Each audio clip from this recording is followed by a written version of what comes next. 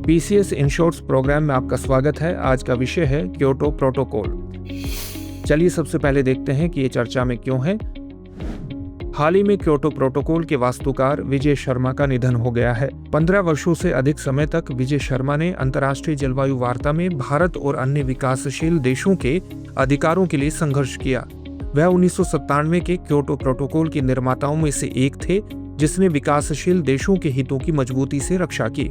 उन्होंने यह सुनिश्चित किया कि जलवायु परिवर्तन के प्रभावों को कम करने की प्राथमिक जिम्मेदारी अमीर और विकसित देशों द्वारा ली जाए।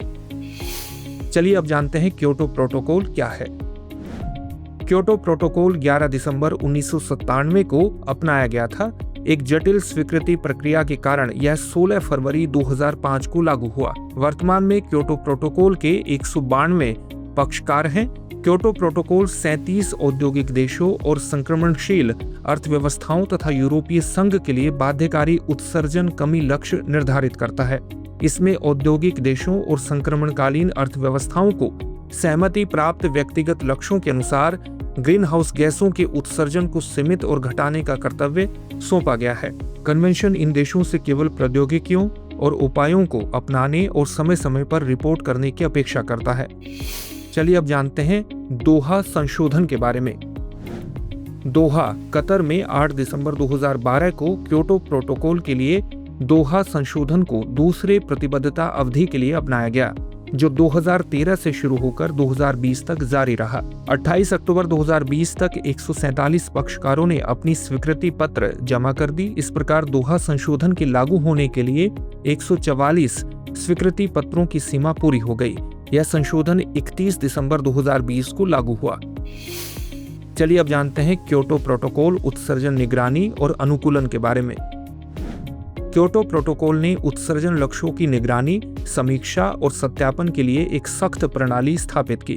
देशों के वास्तविक उत्सर्जन की निगरानी और व्यापारों का रिकॉर्ड रखना अनिवार्य है। UN क्लाइमेट चेंज सचिवालय यह सुनिश्चित करने के लिए अंतर्राष्ट्रीय लेन देन लोग रखता है। पार्टियां वार्षिक उत्सर्जन सूची और रिपोर्ट प्रस्तुत करती हैं।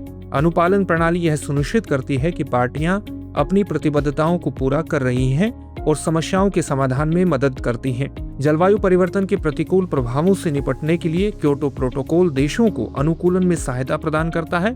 अनुकूलन कोष विकासशील देशों के अनुकूलन परियोजनाओं को वित्त पोषित करता है।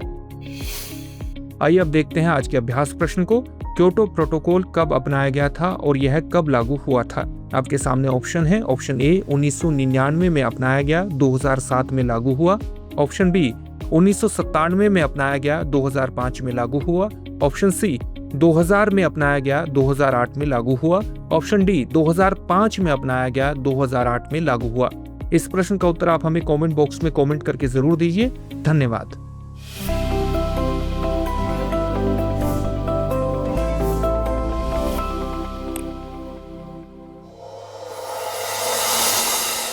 डियर व्यूअर्स, अपने एग्जाम की तैयारी को और बेहतर करने के लिए हमारे चैनल को लाइक, शेयर और सब्सक्राइब करना न भूलें।